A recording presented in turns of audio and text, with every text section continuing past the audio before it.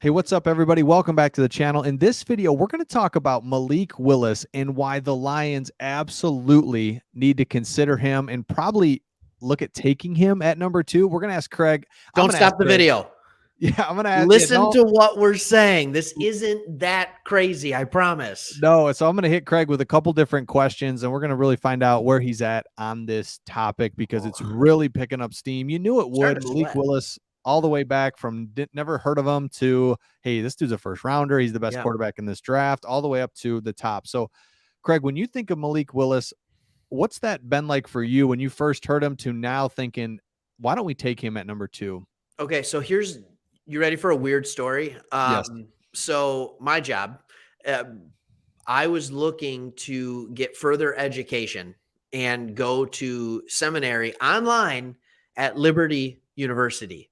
So what I started doing last year, because I was enrolled for classes 2 years ago, and then anyways, long story, I recorded all Liberty football games on my TV. So even last year, like 2 years ago, I was watching Malik Willis more than anybody else. So this isn't just I see the highlights and, the pro day was really cool. It's like, no, I saw him being an absolute man amongst boys at Liberty, even his junior year, which was even better than last year. So here's what I'm saying about Malik Willis. If you think he has the chance to be a franchise quarterback, how can you pass that up? Mm-hmm. And I think when we have that extra pick in the first round, I understand 32 is a lot different than number 2. I get that. But if you have the opportunity to have your franchise quarterback and you think he's the guy, you take the guy.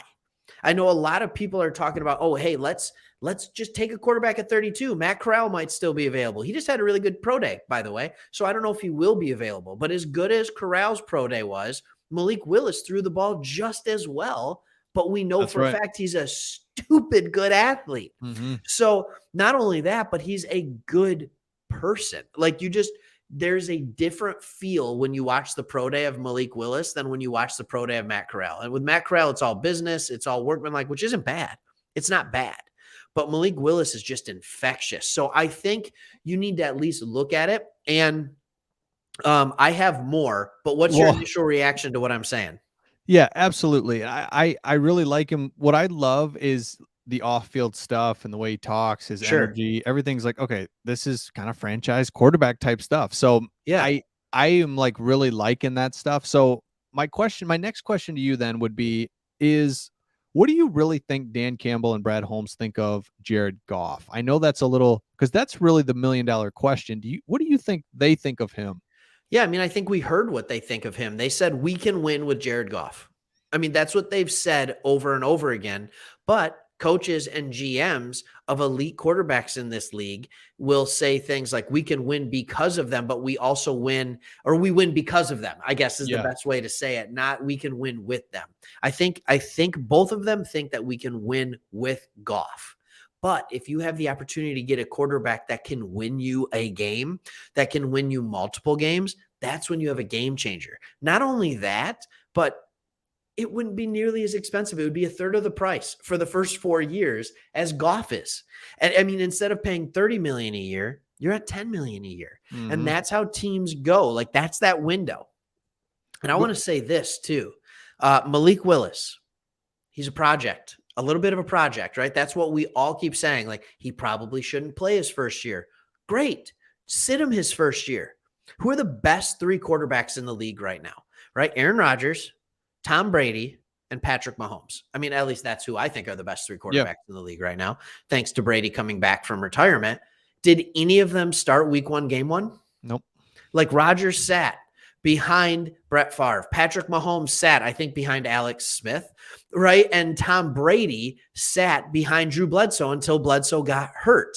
And then Brady played well enough to keep the job. So, like, there is something to be said about sitting. The question is, do they have the thing? But here's why I say you need to consider a quarterback.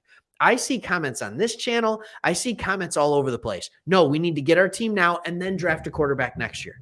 Well, how do you know a good quarterback's going to be available next year? Mm-hmm. Like, how do you know that you're going to be in position to pick a good quarterback? And not only that, you remember the Lions 0-16 season? Yep. And then we picked Matt Stafford the very next year. And I remember people arguing, don't pick Stafford. Yep. And Yep. I just kept saying to myself, like, you're not going to make the playoffs with a rookie quarterback. Like, it's very rare. You need to get the quarterback in because it's not going to be till year 2 or year 3 that they're now playing at a high level. So Yes. why not get the quarterback first if you think he's there? Like, I don't know what they think of him. They have the close read on him. They had practices at the Senior Bowl. They have all this kind of stuff. So if they think Malik Willis is their guy, by all means, draft him. If Well, their guy's Matt Corral, wait. Like, yeah, and I think you're exactly right with it makes total sense because we have Goff for another year. Then after this year, we'd have to like bring Goff back.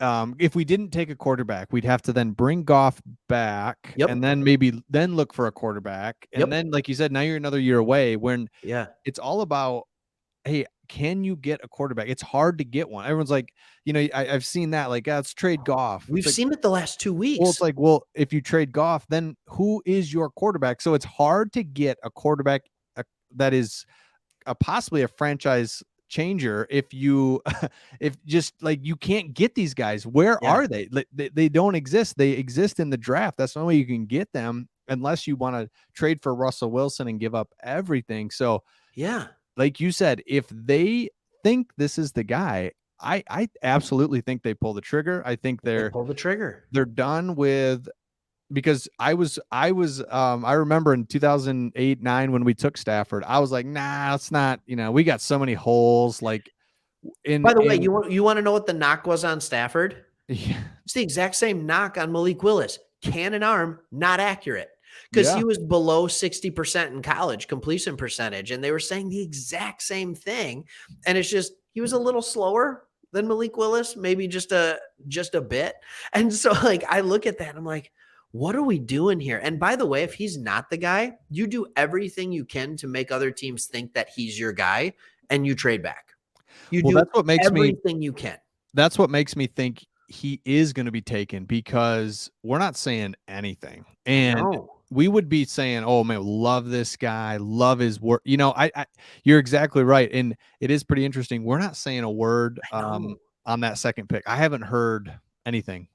So I know nothing. And yes, you can win with Jared Goff, but it's really hard to make a phenomenal roster around a mediocre quarterback being paid $30 million. That's all I'm saying. Like, Tennessee has done a wonderful effort on this with Ryan Tannehill, and they own the best record, I think, in the AFC last year. And they've been good for the last 2 or 3 years, but then they get to the playoffs and they face an elite quarterback. See ya.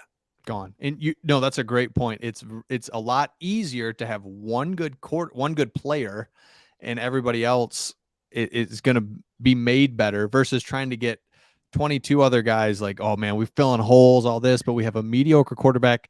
Right. You literally can't because we're paying him too much. And he's only going to do, I mean, wouldn't it be nice? Extend the play, scramble, throw it down. I mean, that is stuff that you cannot, that's what, the more I watch football, the more I'm like, look, everybody wants to run the football. Everybody wants to do these things. But we've seen it how many times with Aaron Rodgers, when we play him, when we play Russell Wilson, where it's just, hey, we've watched film. We're doing everything right.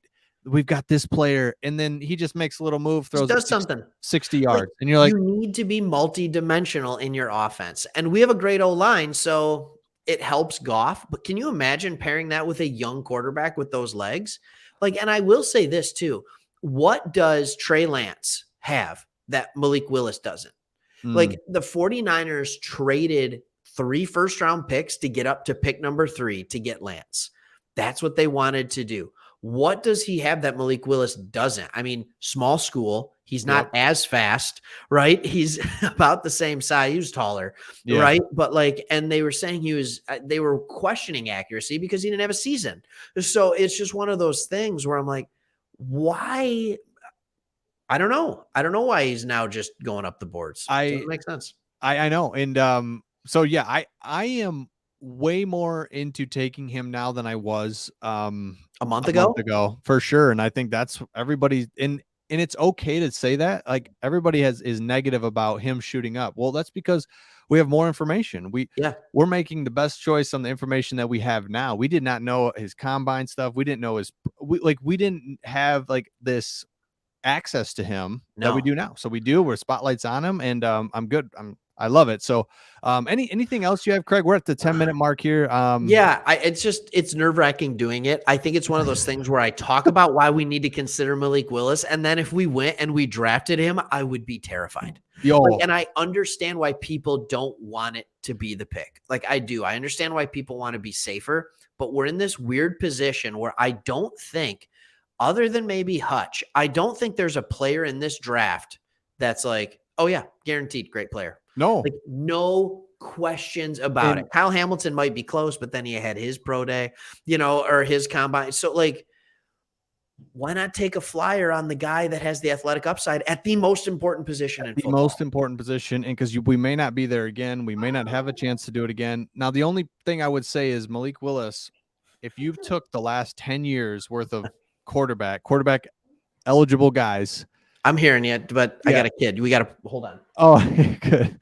I would say this. I would say if you took the last Hold on. 10 years, I don't know what to tell you. You can edit this, right? No, we'll end it. We'll end it. Hey, we'll end it. Hey, we'll see everybody on the next one. Craig's kid's in. He's got something to say. He's got nothing to say. I got nothing to say. Kid's busting in. Like, yeah, this is life. Hey, Malik Willis, we love it. Let us know your thoughts on the comments. Like Malik Willis with the number 2 pick. And we'll see everyone on the next one.